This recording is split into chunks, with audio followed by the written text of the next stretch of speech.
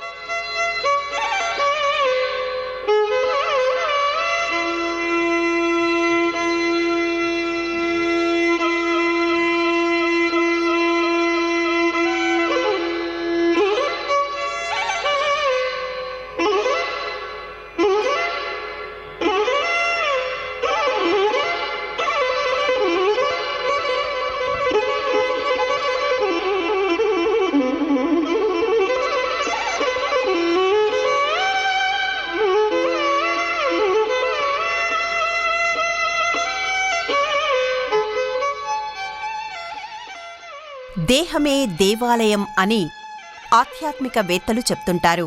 అలాంటి దేవాలయాలకు ప్రసిద్ధి చెంది దేవభూమిగా పిలువబడుతున్న రాష్ట్రం హిమాచల్ ప్రదేశ్. ఆ రాష్ట్రంలోని మండి పట్టణం ఎన్నో ప్రాచీన ఆలయాలతో ఘన వారసత్వాన్ని చాటుతుంది. మండిలోని త్రిలోకీనాథ్ ఆలయం అతి పురాతనమైనది. చిన్న చిన్న అలలతో ప్రవహించే బియాస్ నది ఒడ్డున గంగను శిరస్సుపై దాల్చిన ఆ శివయ్యతో అలరారుతుంది. మంచుతో కప్పబడిన ఆ హిమాలయాల పాదాల చెంత కొలువైన ఈ ఆలయం సముద్ర మట్టానికి దాదాపు 750 కిలోమీటర్ల ఎత్తులో ఉంది. చల్లని వాతావరణంతో మానసిక ప్రశాంతతను, హాయిని ఇస్తుంది. శైవ శైలిలో నిర్మించిన ఈ ఆలయం మండి పట్టణంలోని విక్టోరియా వంతెనకు అతి సమీపంలో పర్యాటక కేంద్రంగా ఖ్యాతిగాంచింది.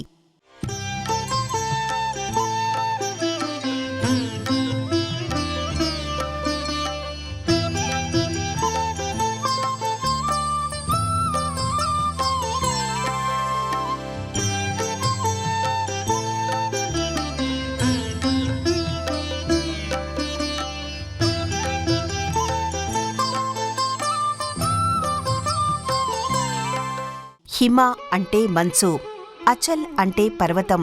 మొత్తంగా హిమాచల్ ప్రదేశ్ అంటేనే మంచు పర్వతాల భూమి అని అర్థం. సంవత్సర కాలంలో దాదాపు 5 నెలలు మంచు కురుస్తూ వేసవిలో సైతం ఆహ్లాదాన్ని పంచుతుంది. ఇక్కడ నుంచి హిమాలయాలు అత్యంత రమణీయంగా దర్శనమిస్తాయి. ఇంతటి అందమైన రాష్ట్రాన్ని పాలించిన కాంగ్రా, చంబా, కుల్లు, మండి, బుషైర్ రాజవంశాలు అనేక దేవాలయాలను కట్టించి దేవభూమిగా దీనిని చరిత్రలో నిలిపారు. ఆలయాలతో పాటు అనేక కట్టడాలు, కోటలు నిర్మించారు. ముఖ్యంగా ఏకశిలా దేవాలయాలకు ప్రసిద్ధి చెందిన మస్రూర్ రాక్కట్ ఆలయాలు, హిడింబాదేవి, భూత్నాథ్, జ్వాలాముఖి ఆలయాలు, నగ్గర్ కోట వంటివి నేటికీ నిలిచి ఈ రాష్ట్ర ఘన వారసత్వాన్ని ప్రతిబింబిస్తున్నాయి. భిన్నమైన శైలితో, వైవిధ్యమైన ఆకారాలలో కళకళలాడుతున్నాయి. ఆధ్యాత్మికంగా, సాంస్కృతికంగా హిమాచల్ ప్రదేశ్ రాష్ట్ర వైభవాన్ని చాటుతున్నాయి. త్రిలోకీనాథ్ ఆలయం ఉన్న మండి ప్రాంతాన్ని చోటా కాశీ, కొండల వారణాసి అని పిలుస్తారు. మండిని ఒకప్పుడు మాండవ్య నగర్ అని పిలిచేవారు. మాండవ్య మహర్షి ఇక్కడ తపస్సు చేయడం వల్ల ఈ ప్రాంతానికి ఆ పేరు వచ్చిందని చెబుతారు. పర్వతారోహణ చేసేవారు ఇక్కడ కొంతసేపు సేద తీరి ఆ తర్వాత తమ ప్రయాణాన్ని ప్రారంభిస్తారు.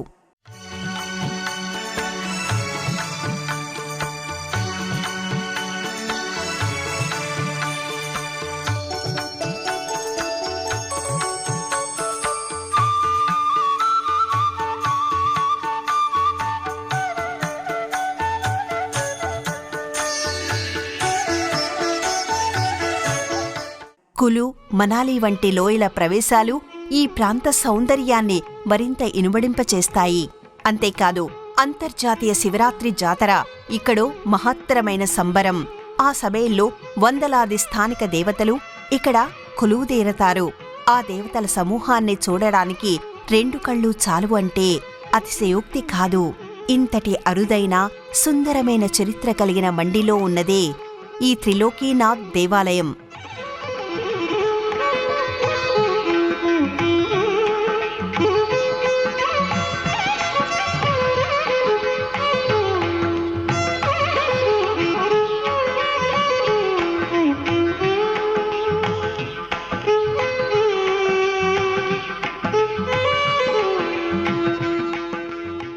హిమాచల్ ప్రదేశ్లోని మండి పురాతన దేవాలయాలతో, అందమైన ప్రకృతితో పర్యాటకుల హృదయాల్ని దోచుకుంటుంది.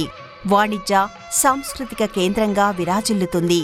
నేటి ఆధునిక మండి నగరాన్ని రాజా అజ్బర్ సేన్ స్థాపిస్తే, భారతదేశానికి స్వాతంత్ర్యం వచ్చాక హిమాచల్ ప్రదేశ్ రాష్ట్రంలో దానిని కలిపారు. పురాణీ మండిలో త్రిలోకీనాథ్ దేవాలయం ప్రభాత కాంతులతో వెలుగొందుతూ బియాస్ నదీ హొయలను ఆస్వాదిస్తూ భక్తులతో పాటు పర్యాటకుల హృదయాల్ని శివమయం చేస్తుంది.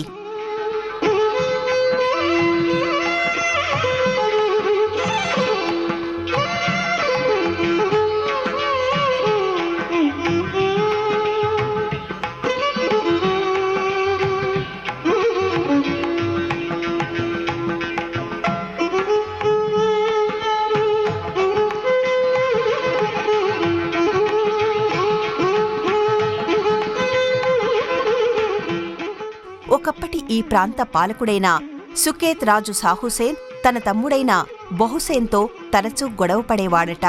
దాంతో బహుసేన్ అన్నను విడిచి కులు ప్రాంతంలోని మంగ్లాన్లో స్వతంత్రంగా ఒక ప్రాంతాన్ని ఏర్పాటు చేసుకున్నాడట. అతని 19వ వారసుడైన రాజా అజ్బర్ సేన్ 13వ శతాబ్దంలో భూతనాథ్ ఆలయ కేంద్రంగా మండి నగరాన్ని స్థాపించాడని చరిత్ర చెబుతోంది. తన నివాసం కోసం నగర సమీపంలో రాజభవనాన్ని నిర్మించుకున్నాడట. క్రీస్తు శకం 1520లో అతని భార్య రాణి సుల్తాన్ దేవి ఈ త్రిలోకీనాథ్ దేవాలయాన్ని నిర్మించారు. ఇక్కడ శివుడు నందీశ్వరునిపై పార్వతీ సమేతుడై కొలువుతీరి ఉంటాడు. అంతేకాదు 3 ముఖాలతో దర్శనమిస్తాడు. ఈ 3 ముఖాల వల్లే ఈ క్షేత్రానికి త్రిలోకీనాథ్ అనే పేరు వచ్చిందని స్థానికులు చెప్తారు. 3 ముఖాలు 3 లోకాలకు ప్రతీకలుగా భావించి ఈ ఆలయాన్ని 3 లోకాల పుణ్యక్షేత్రం అని కూడా పిలుస్తుంటారు.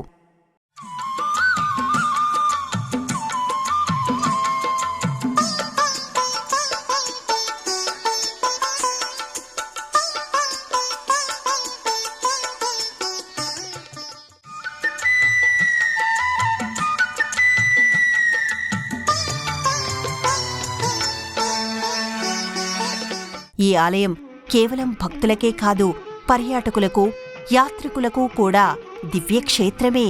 ఎందుకంటే ప్రత్యేకమైన శిల్పకళతో వాస్తుపరంగా నిర్మించిన ఈ ఆలయం ప్రశాంతమైన ఆనందాన్ని పంచుతుంది. అందువల్ల హిమాలయాలకు వెళ్లే పర్యాటకులు ఈ ఆలయాన్ని దర్శించుకున్న తర్వాతే తమ ప్రయాణాన్ని కొనసాగిస్తారు. తమ ప్రయాణంలో ఎలాంటి అడ్డంకులు ఎదురుకాకూడదని ఆ భూతనాథుణ్ణి వేడుకుంటారు. సహజ సిద్ధంగా ఏర్పడిన కులు, మనాలి, లౌహర్ లోయలను సందర్శించి మానసిక ఉత్తేజాన్ని పొందుతారు. ఈ త్రిలోకీనాథ్ ఆలయం ఆర్కియాలజికల్ సర్వే ఆఫ్ ఇండియా గుర్తింపు సైతం పొందింది.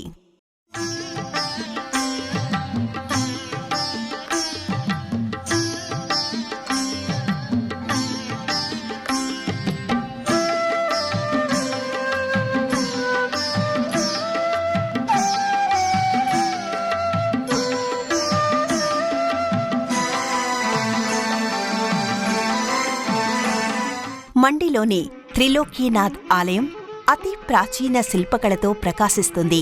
ఆలయ ప్రాంగణంలోకి అడుగుపెట్టగానే గోపురంపై ఉన్న కేతనం శివుని జటాజూటాన్ని తలపిస్తుందా అన్న అనుభూతికి లోనవుతాం. ఆలయ ప్రధాన శిఖరం కింద నుంచి పైకి వెళ్లే కొద్దీ పరిమాణాన్ని తగ్గించుకుంటూ శంఖు ఆకారంలో కనిపిస్తుంది.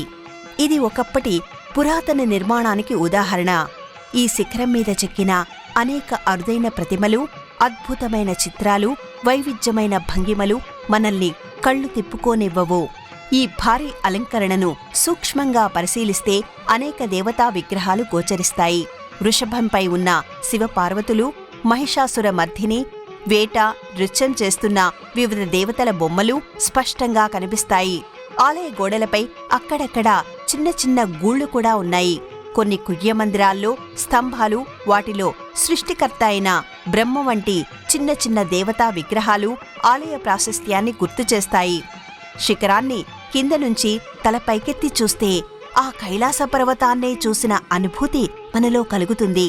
అలాగే త్రిలోక సంచారి అయిన నారదుడు, ఆ చదువుల తల్లి శారదాదేవి, విఘ్నాలు తొలగించే వినాయకుడు, మరెన్నో దేవతా విగ్రహాలు ఈ ఆలయ ప్రాంగణంలో చూడొచ్చు. అంతేకాదు, ఆలయం చుట్టూ ప్రదక్షిణ చేస్తుంటే అనేక పురాతన దేవతా విగ్రహాలు మనల్ని ఆత్మీయంగా పలకరిస్తాయి.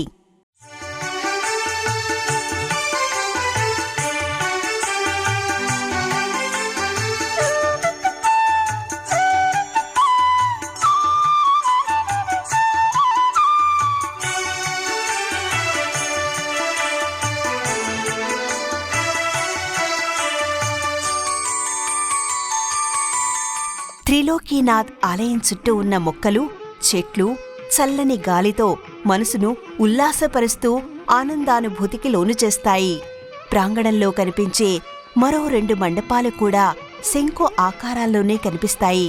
వీటి గోడలపై చెక్కిన చిన్న చిన్న శిల్పాలు, అపురూపమైన నక్షీలు ఆశ్చర్యచకితులను చేస్తాయి.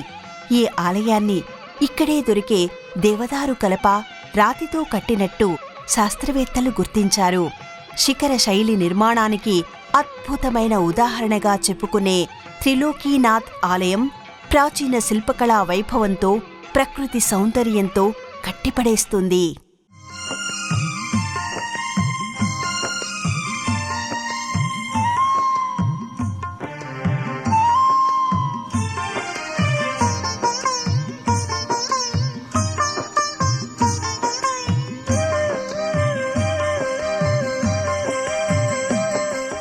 త్రిలోకీనాథ్ ఆలయ ప్రాంగణంలోని చిన్న చిన్న విగ్రహాలను తిలకించిన తర్వాత గర్భగుడిలోకి అడుగుపెడితే పురాతనమైన అతి పెద్ద నంది విగ్రహం స్వాగతం పలుకుతుంది.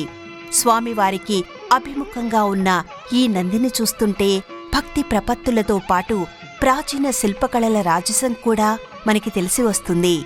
అలాగే శివుని జటాజూటం నుంచి భూమి మీదకు గంగాదేవి ప్రవహించినట్టుగా గర్భగుడిలో గంట కొలుస్తూ వేళ్లాడుతూ ఉంటుంది. ఆ గంటను మోగిస్తే శివుని లయత్రయ నాట్యం ఒకసారి మన అనుభవంలోకి వచ్చిన అనుభూతి కలుగుతుంది. శివపార్వతులు నందిపై కూర్చుని దర్శనమిస్తారు. శివుడు 3 ముఖాలతో కనిపించటం ఈ ఆలయ ప్రత్యేకత. గర్భాలయానికి ఎడమవైపు అమ్మవారి విగ్రహంతో పాటు అనేక మంది దేవతామూర్తుల శిలలు ఉన్నాయి. ఈ గర్భగృహ మండపం ఎత్తైన రాతి స్తంభాలపై నిర్మించబడి ఔరా అనిపిస్తే, ఆ స్తంభాలపై చెక్కిన నగిషీలు ఔరౌరా అని ఆశ్చర్యపరుస్తాయి. చాలా ప్రతిమలు శిథిలమైన జీవాన్ని కోల్పోకుండా కళాత్మకతతో ప్రకాశిస్తున్నాయి. సౌందర్యంతో హృదయాలను ఉప్పొంగేలా చేస్తున్నాయి.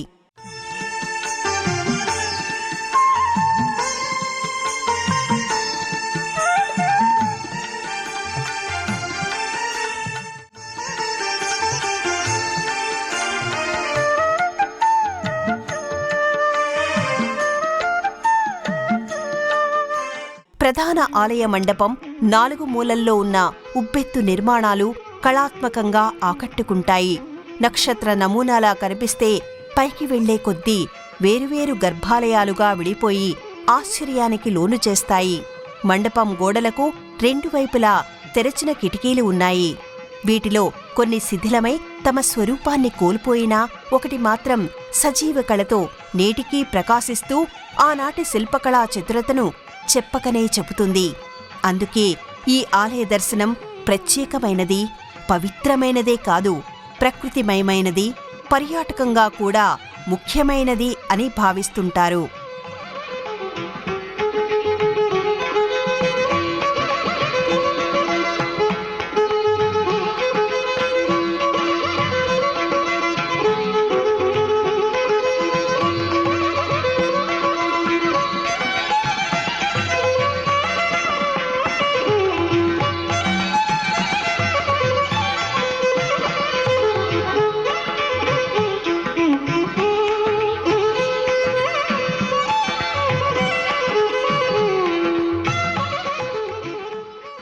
త్రిలోకీనాథ్ గర్భాలయం బయట గోడలపై చెక్కిన చిన్న చిన్న కుడ్య మందిరాలు, శిఖరాలు ఆనాటి నాగరా శిల్పకళకు ప్రతిబింబాలు. ఆలయ ప్రాంగణంలో కనిపించే 2 చిన్న ఆలయాలు త్రిరథ నిర్మాణ శైలిలో గర్భగుడిని పోలి ఉంటాయి. గోపురాలు పిరమిడ్ ఆకారంలో పైకి వెళ్లే కొద్దీ పరిమాణం తగ్గుతూ కనిపిస్తాయి. వీటిలో 2 ఆలయాల గోడలు అలంకరణతో అత్యంత రమణీయంగా కనువిందు చేస్తుంటే, 3వ ఆలయం గోడలు సాధారణంగా ఉన్నాయి. వీటి గోడలు కూడా 3 వైపులా కుడ్య మందిరాలతో నిర్మించబడ్డాయి. మందిరాల గోపురాలు, శిల్పాలు, చిన్న చిన్న ప్రతిమలు రమ్యమైన కళతో ఆకట్టుకుంటూ ఆనాటి కళాత్మకతను ప్రతిబింబిస్తాయి. వీటిని చూస్తుంటే మన ప్రాచీన శిల్పకళ ఇంత గొప్పదని ఎలుగెత్తి చాటాలనిపిస్తుంది. వాటిని చెక్కిన ఆ కళాకారుల గొప్పదనాన్ని వేనోళ్ల పొగడాలనిపిస్తుంది. త్రిలోకీనాథ్ ఆలయంలో శిల్పాలు మన ప్రాచీన ఘన చరిత్రను, వారసత్వాన్ని చాటుతున్నాయి. ముఖ్యంగా ఆలయ ప్రాంగణంలో రాతిపై చెక్కిన పాదముద్రలు మనల్ని భక్తి పారవస్యంలో ముంచెత్తుతాయి. అలాగే శివలింగం, ఆ లింగాకారాన్ని పడగతో గొడుగులా కాపాడే సర్పం, దేవుడు భక్తుడి మధ్య ఉండే ప్రేమతత్వాన్ని బోధిస్తుంది. చాలా విగ్రహాలు పాతబడి కొంత శిథిలమైన వాటిలో జీవం ఉట్టిపడి కట్టిపడేస్తుంది. శతాబ్దాల నాటి పురాతన కళల వైభవాన్ని మనకి పరిచయం చేస్తుంది. అంతర్ముఖులమై ఆ ప్రతిమల్లో తాదాత్మ్యం చెందేలా చేస్తుంది.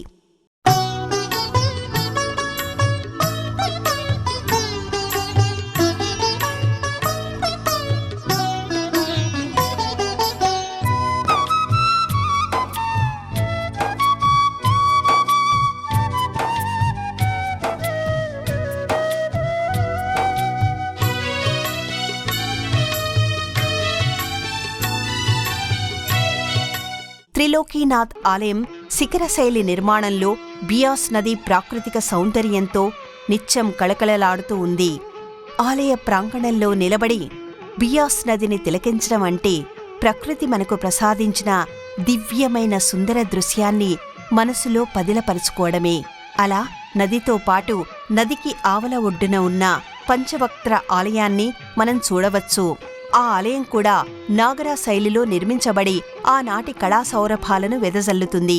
ఒకవైపు తరతరాల నాటి చరిత్రను, సంస్కృతిని, ప్రాచీన ఆలయ వైభవాన్ని కళ్ల ముందుకు తెచ్చే త్రిలోకీనాథ్ ఆలయం, ఆ ఆలయాన్ని సైతం తన ఒడిలో లాలించే బియాస్ నది సోయగం గురించి చెప్పడం కాదు, చూసి తరించాల్సిందే. మనసు లోతుల్లో పదిలంగా భద్రపరుచుకోవాల్సిందే.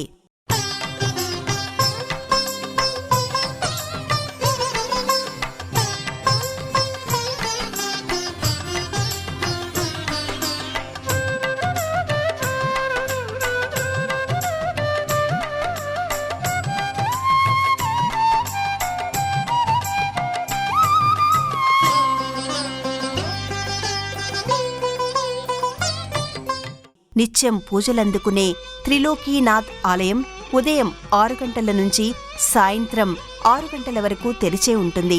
దేశంలోని అన్ని ప్రధాన నగరాల నుంచి కులుకు విమాన సౌకర్యం ఉంది.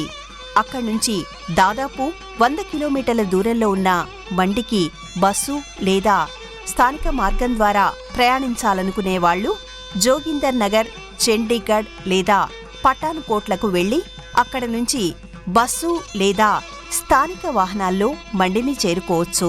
ఢిల్లీ నుంచి అన్ని సమయాల్లో మండికి బస్సు సౌకర్యం ఉంది. మండి బస్ స్టేషన్ నుంచి 1 కిలోమీటర్ దూరంలో ఉన్న త్రిలోకీనాథ్ ఆలయాన్ని కాలినడకన లేదా ఆటోలో సులభంగా చేరుకోవచ్చు.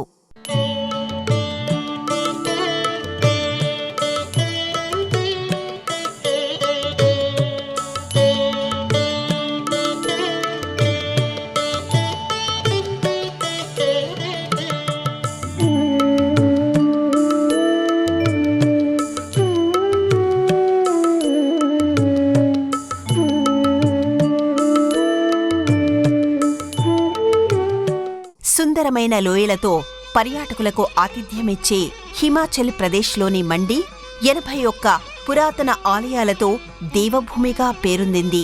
అలాంటి మండిలోని ప్రధాన దేవాలయాలలో ముఖ్యమైంది త్రిలోకీనాథ్ ఆలయం. ఈ ఆలయంలో పరమశివుడు త్రిముఖాలతో దర్శనమిస్తాడు. ఆలయం పక్కనే పరవళ్లు తొక్కుతూ ప్రవహించే బియాస్ నది తన తరంగ ధ్వనులతో మనల్ని మంత్రముగ్ధుల్ని చేస్తుంది. అతి ప్రాచీన శిల్పకళకు ఆలవాలమై మనసు లోతుల్ని మీటుతుంది. జన్మ జన్మలకు తరగని ఆనందాన్ని నింపుతుంది. భక్తి పారవస్యంతో ముంచెత్తుతుంది.